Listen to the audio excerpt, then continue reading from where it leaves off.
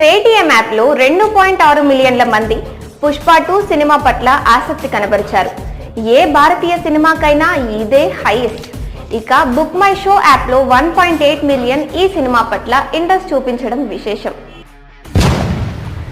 Trade వర్గాల అంచనా ప్రకారం పుష్ప 2 చిత్రం ఫస్ట్ డే 300 కోట్లకు పైగా వసూళ్లతో హైయెస్ట్ ఓపెనింగ్ డే కలెక్షన్ సాధించిన ఇండియన్ సినిమాగా రికార్డు క్రియేట్ చేస్తుందని భావిస్తున్నారు.